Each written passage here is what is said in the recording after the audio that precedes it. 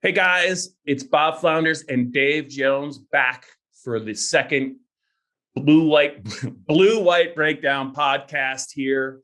And man, what a week. Iowa, Penn State at Kinnick Stadium, mid-afternoon, 4:00 kick, East Coast, 3:00 kick out there. It's going to be in the 80s. Dave and I were just talking about the weather. Reminds me a little bit, Dave, of the 2017 game that McSorley and Juwan Johnson, they teamed up to score on the final play. It was like 95 degrees that day. I did not remember that. I cannot believe how hot it was. That hot? Yeah, it was like the last week in September, something like that. It was smoldering out there. I don't get to use that word much. There's no heat like a cornfield heat, is there? Corn belt. It was hot. That was the game. Everyone talks about Barkley and the Rose Bowl and that run. That game against Iowa, to me, was his best performance as a Lion against a really good defense. He had like 300 total yards of offense in that game. He caught 12 passes for like 90 yards. He jumped over some guy on the sideline. Joe Hermit's famous shot. Yeah. One of Joe's best ever. To me, I think he had a couple kickoff returns. It was just a fantastic effort, and they needed every bit of it to get Iowa at the finish. And Dave, it's probably going to be one of those games where maybe Penn State's going to need to do some things in the fourth quarter on Saturday as well. As you think about the game, what are your thoughts? Well, before we get to that, I think about there have been some memorable Iowa games in my career. And Scott Docterman from The Athletic wrote a really fun piece about that and some stuff even I didn't remember. Of course, when Penn State first came in the league, Hayden Fry was, of course, the coach at Iowa. The first time he came in, it was unfortunately for the 94 team. So you had that 61-21 beatdown. And I think Hayden was the first guy that called him Papa Joe, not John Cooper. The year before was the 31-0 game in Brent Musburger. That was the first time, and Dick Vermeil. That was the first time I ever went to Kinnick. And in the middle of the game, John Sacca gets benched. And Penn State won this game 31-0, mind you. Okay. And in the middle of the game, Dick Vermeil just can't stand it anymore. He goes, Penn State's passing game sucks. I get a call. We used to have a phone, a rotary phone in the press box, and we'd pay for an extra line. I get a call from Jim Carlson saying, "Did you hear about what they said on TV?" I said, No. And it's a whole separate story. Of course, John Sacca went into the locker room and essentially quit that day. Kerry Collins was the quarterback for real, where they'd been do-si-doing the year before. And that's really when Penn State took off. I mean, I believe they finished eighth in the nation that year. They went 12-0 the next year, and with Kerry Collins at the helm. You got Kirk Ferentz. People don't remember this. When he started as a coach in '99 at Iowa, he's a Nick Saban guy, been around the NFL a little bit. He started 2-18 at Iowa. His first win of any importance at all was at Penn State in 2000. And they won, I think that game was 22-20. That was a big, big deal for Ferentz. That you got 2 years later, they have all of a sudden ascended with Russell, the running back, and Brad Banks, the quarterback. And they played a really memorable game. They came in and just blew Penn State's doors off. It was 23-0 at one point. Should have been 30-0, but they had a TD called back on a bogus penalty, which was the story of the day. It was the bad officiating all day. It gets to 35-13 with 8 minutes to go. 35-13 with 8 minutes to go. And Zach Mills leads an incredible comeback from behind. They tie the game. They go into OT and then get a horrendous call along the sidelines against them. Iowa scores first. They win the game 42-35. And Joe Paterno is running down the field at the officials and finally grabs one of them. That game is the impetus for Instant college instant Yep. replay, which I believe happened not the next year, but 2 years later. I'm not sure about that. It was that game in the Michigan game, right? Michigan Yeah. game, he got upset. Dick Honig. Dick Honig was the official that Joe grabbed. Yeah. Then you got the 6-4 game, which is 2 years after that. I mean, you've got all these crazy games way back in the past before we even consider the ones that were with the Ricky Stanzi game in 2008 that ruined the possible national championship shot for that team. They, realistically, they probably weren't going to get in anyway, but I don't know. They might have. Dave, you had some pretty strong feelings at the time, whether or not it was pass interference against Anthony Scarrato. I don't think I'll ever forget your tirade in the that started Stadium like press box. You were pretty worked up. A near fight in the press box. Didn't you talk to some officials, like high school officials or something later, a couple days later, and you're like, I was right. Everyone agrees with me. It wasn't pass interference. Bob, that's what I do best, as you know, is like that Howard Cosell thing. I told you. That's what I do best. I think I was right still. I don't think that was interference on Scarrato at all. Is that you? Or is that me? That's you. It's Dick Weiss calling me. It's Hoops. Now, you know who it is. It's Brent. It's Dick Vermeil wants to talk to you about just throwing him under the bus on our podcast. I have to go. I'll call you back. Sounds great. Okay. I just All right, Dave, we're 7 minutes into the podcast. We need to talk about this game. 7 minutes in. Yeah, I know. Well, we still haven't talked about the last couple of games. We haven't talked about Juwan Johnson. I mean, kind of did with the last play thing. Yeah. Yeah, but you didn't really mention how Trace McSorley, the whole game really sucked. It was one of his worst games ever. And then the last drive, he was incredible. Do you know how hard that is? How difficult that is to do? Where you don't have a groove of any kind, and all of a sudden he turned it on the last couple of minutes, drives into the winning TD. Right. Well, Dave, I mean, that's the thing about Iowa's defense is they make life very hard on opposing quarterbacks, offenses in general. Sean Clifford's first shot at Iowa on the road in 2019, it was a 17-12 game. Penn State's last touchdown was Noah Cain's run with 5 minutes left that put him up 17-6. But that game was 10-6, I think, in the fourth quarter. And you just can't. It's really hard to sustain drives against this defense. They run that quarters defense, and they divide. Phil Parker divides the back of the defense into a field geography that he's actually studied.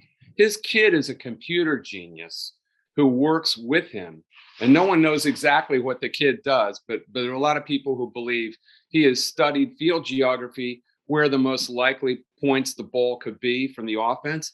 And he has perfected this 4-2-5 to stop pretty much what Penn State does well. Right. Coincidentally, they switched to kind of a semi-permanent nickel about 3 years ago. I think it was 2018. And so they play 5 DBs almost a lot of the time. They play more zone than a lot of people do. They will play man.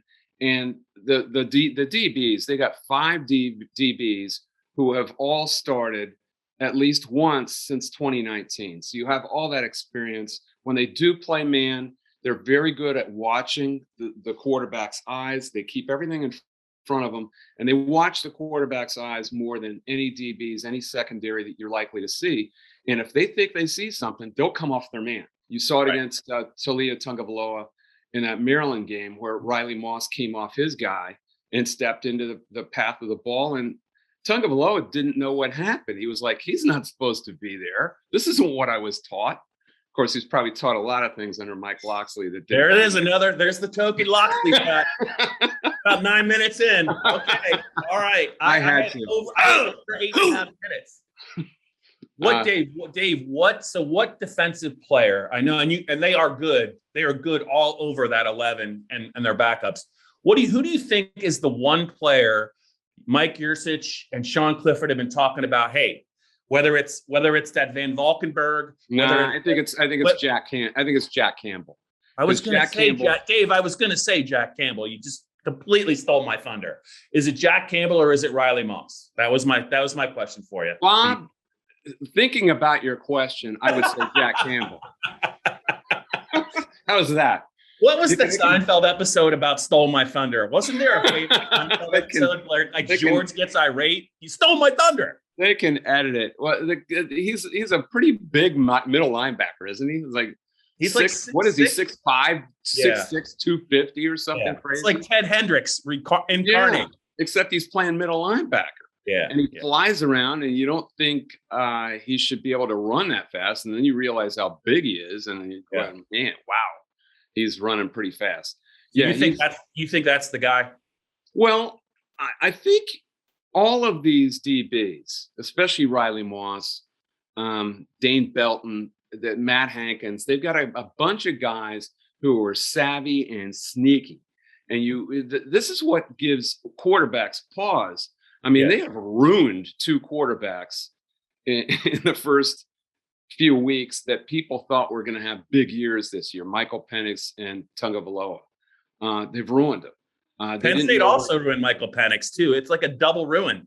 Yeah, well, Iowa started it, and Brandon Smith finished it. Iowa got to him first. So I think the interesting matchup here is a couple Cleveland dudes, one coordinator against another coordinator. It's Mike Yurcich against Phil Parker. Phil Parker, Yurcich this is his 4th gig in 4 years, and he's turned into a typical coaching nomad where he wasn't before. He was at Oklahoma State for 6, and and the PSAC before that. But Phil Parker is the total anomaly in this business. He has had 2 jobs since 1988. Name somebody else who's done that. He worked under Nick Saban for a while at Toledo. He stayed there for 11 years. Nick gave him his first job, which technically is kind of a volunteer job. He was a grad assistant at Michigan State under him. He played for George Perlis, and it was a terrific defensive player who put his body on the line. Perlis actually wanted to try out an Air Force pilot's helmet on him because Parker got his head. He would use his head as a battering ram, and he was afraid for it. He's a very quirky, he's a friendly guy. He's a no-nonsense sort of coach.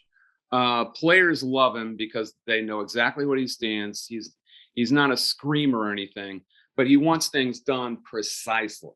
He's kind of like a defensive version of Bill Walsh. You remember hearing about Bill Walsh telling Montana the ball has to go right here between the 8 or the 0 on this route. On this route, it has to go at the point of the shoulder, stuff like that. And this is the kind of thing that Phil Parker demands. He demands perfection and precision. And that's why this defense works. You have to play Iowa's game in order to beat them. And it's not always fun to play somebody else's game. It's more fun to do what Al Davis used to say in the old days. We don't take what the defense gives us. We take what we want. But you can't do that with these guys. You've got to play them the way they've dictated the game, and you got to beat them at their game. That was just on a scale of 1 to 10. That impersonation was like a 5. You did not get the New York part of Al Davis, right? Dave, just so you know, I have only had 2 jobs since 1988. So there. How about that? 5 years at the Express Times in Easton, and then Nick Horvath hired me to change your life in the spring of 1993, and you've been stuck with me ever since. So me and Phil Parker have a lot in common. That's all I'm saying. I've had 2 also, but only 1 since 1989. The next year. All right. Hey, Dave, go ahead. I want to talk a little bit about, and you're talking about, basically what you're talking about is no one wants to play Iowa style. I 100% agree with you. For the fans that maybe haven't followed this recent Iowa Penn State history and how Iowa likes to play, and the way that these 2 teams are constructed this year, Dave, there's a very, very real possibility that both offenses are going to be backed up inside their 15 to start every possession. Yeah, you got the punters on top of everything. They're going to have to drive a long way just to get into field goal range because both punters are averaging close to 50 yards a punt. Jordan Stout is out of his mind. The Iowa punter is out of his mind. Neither team turns the ball over. It's hard. It's going to be hard yards earned to score points. And I'll tell you what, something else that I think both of these coaches, the head coaches, are a little bit nervous about. It's their quarterbacks have improved a lot on game management this year. They weren't so much last year.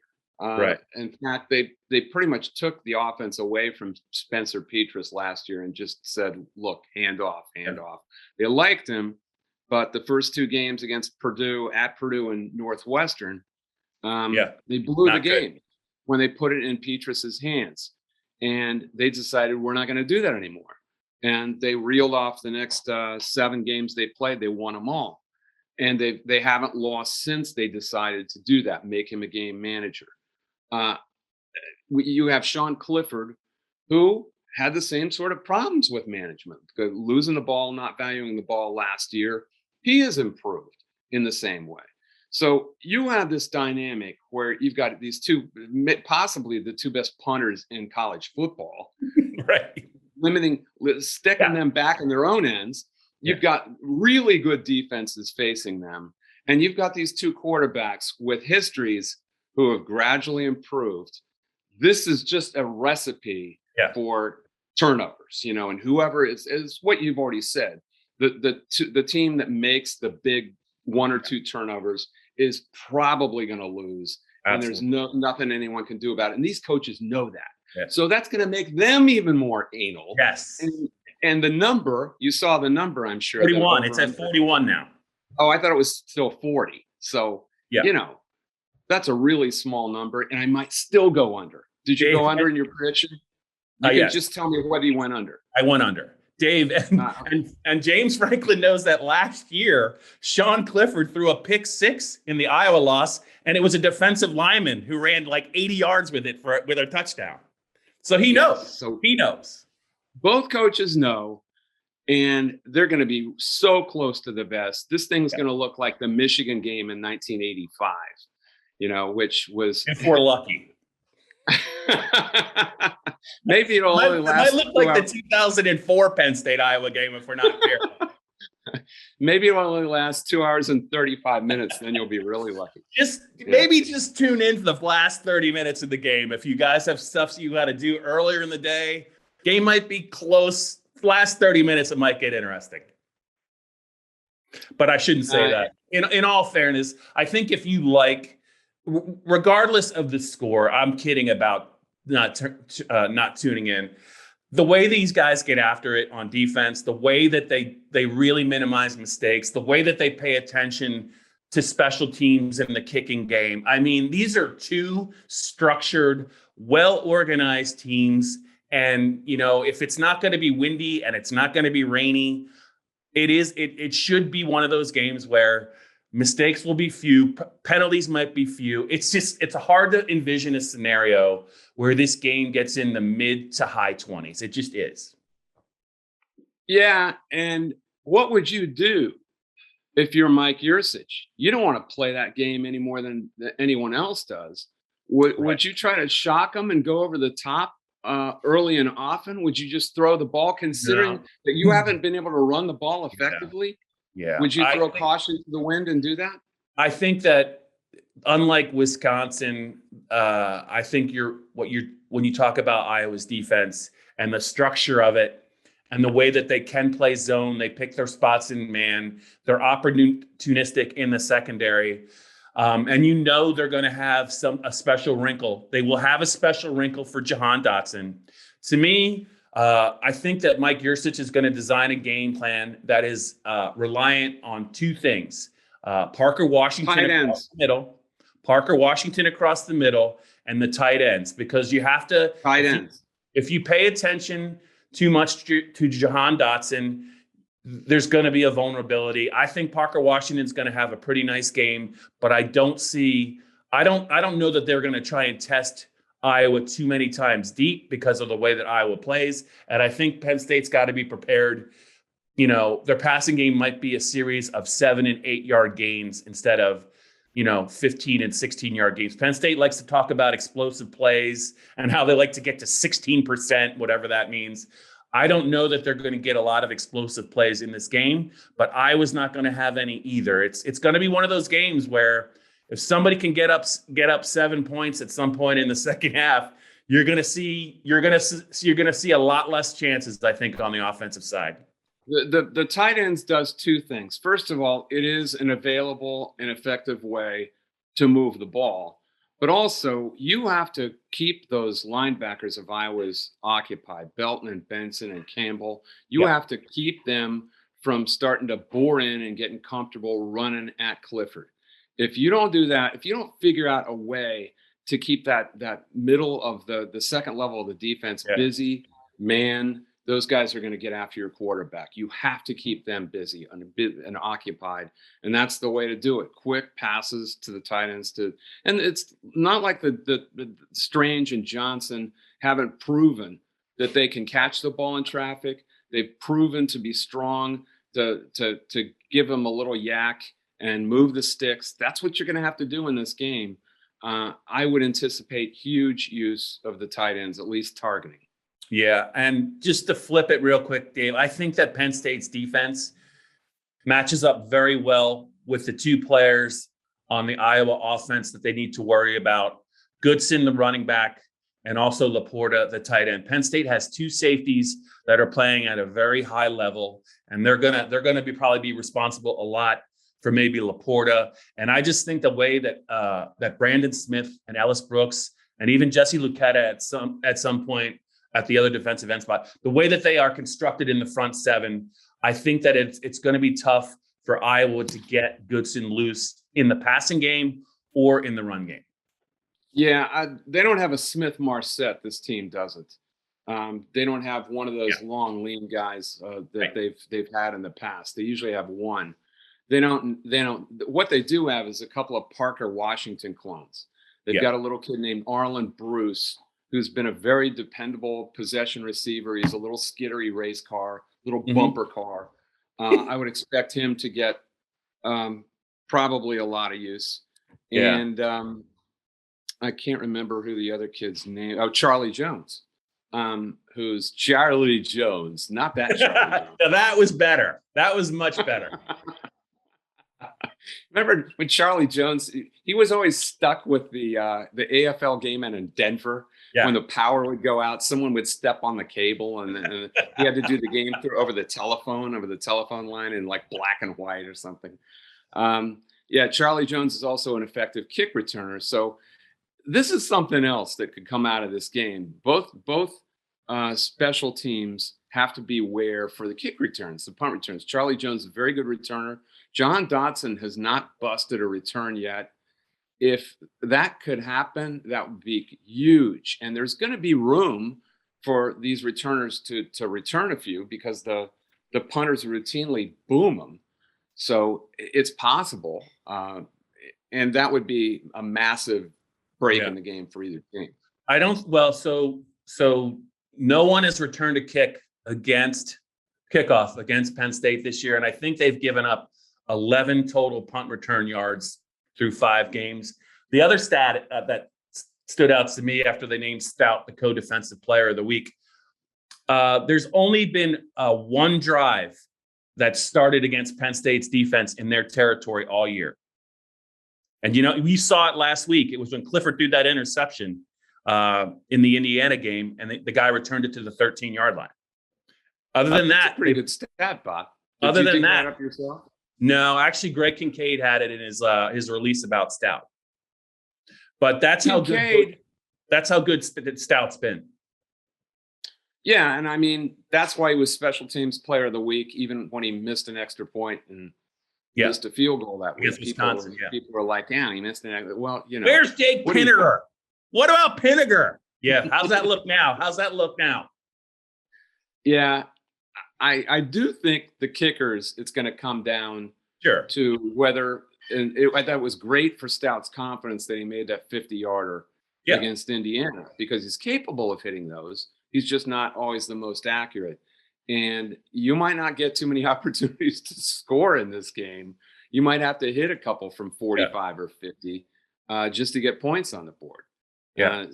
And Iowa's got a great kicker too. We will see what happens there. Yeah. All right. So we're about 25 minutes in on this Blue White Breakdown podcast. The biggest game of the year for Penn State, the biggest game in the Big Ten to date. Dave, also another good stat that Penn State put out this week. First time Penn State's been in a top 5 matchup since 1999. Both teams in the top 5. Do you remember the game? I would guess it's the Tom Brady Michigan game. No, it was the Arizona game to open the 99 season. Oh, because are you sure? Really? Positive.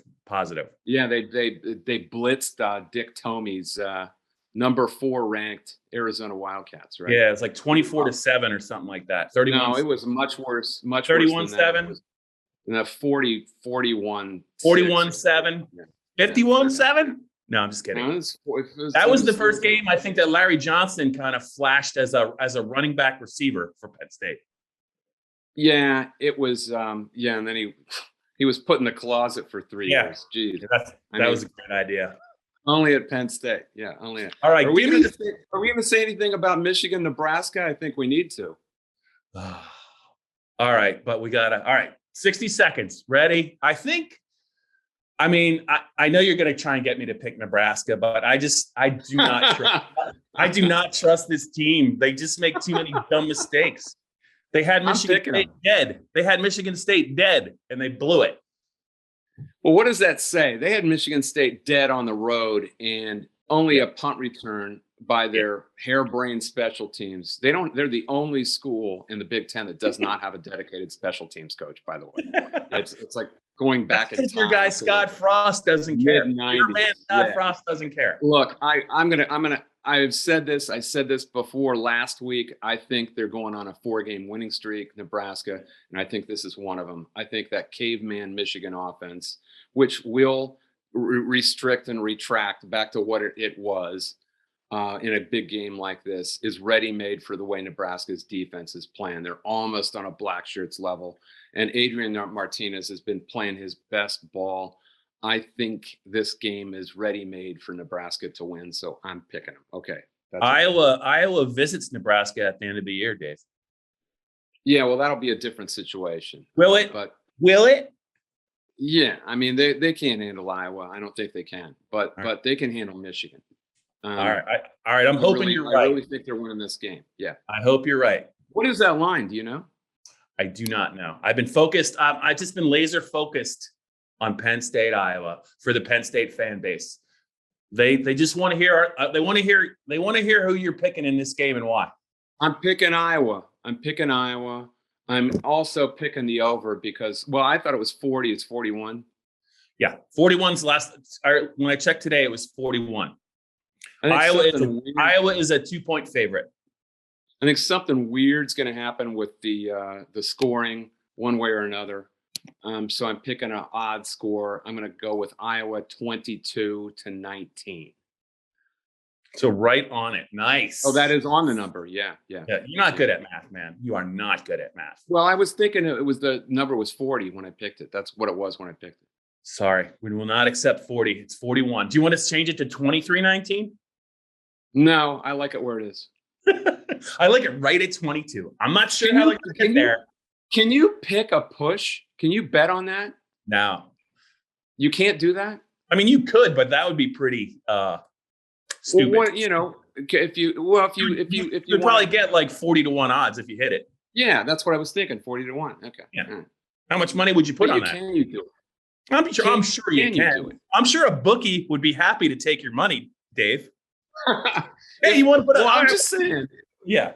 If there was a game where you would bet on the push, would this not be the game? I mean, if this game ends 22-19, I'm never talking to you again because your head's gonna explode through the screen. I told you. But you hear me out. I mean, the number is pretty much the over-under is almost gotta land between 30 and 45. I mean, it's actually plausible that you would bet on something like that. If you were going to bet on the number on any game, this would be the game. That's all I'm saying. 21-20 might be a little bit more in the range, but sure. Yeah, 22-19. Yeah. All right. Let's have it. What's your big idea? Tough guy. 20-16 Penn State. I think that Parker Washington. I like the Lions. I really believe in the Lions. This is what I think. Parker Washington will be the guy across the middle. The tight ends might get some, because I just don't have a lot of faith in the running game but I think that Iowa's offense, if you can neutralize the running back and the tight end, Dave, they have they had to play from behind by more than 3 points this year? I want to see that quarterback. I want to see him have to make some throws to win a game. I maybe he can, but I don't know that they've been so opportunistic, Dave. They haven't had any bad luck, no bad bounces. You could probably say the same about Penn State too. But I just think what Penn State was able to do at Wisconsin against that defense in the second half, you could say what you want about Graham Mertz, and you'd be right, because he's awful. But that defense is pretty good, and they were able to crease them and make some things happen on the road. Not easy to do. So I have more faith in Penn State's offense maybe making a play than I guess Iowa's, and that's why I'm going to go 20-16 with Parker Washington being the difference. I think you should have done that entire spiel in a mid-state man voice. I'm can't pretty do it confident the Lions are going to come through. You can do it better than me. You should be doing that every week. Every week. You need to go. I think you should morph into mid-state man for when Penn State has to play in Columbus. That should be mandatory. We're going to listen to this. At 7:30, we're going to be at Applebee's and we're going to be celebrating. I don't know about you. I don't know about you guys. You guys don't even know what the score is half the time. I might get 2 appetizers instead of 1. All right, Dave. All right. I think they've heard enough of us. They have heard enough of us for this week. Between the last podcast and this first one, we spent 18 minutes detailing the 1990s history of Penn State-Iowa. I think the fans have had it with us for now, but we'll be back next week, even though it's Penn State's bye week, to talk about a little bit about this game and kind of the state of the Big Ten, because Penn State's still got some huge games, as you've talked about on the road, left to play.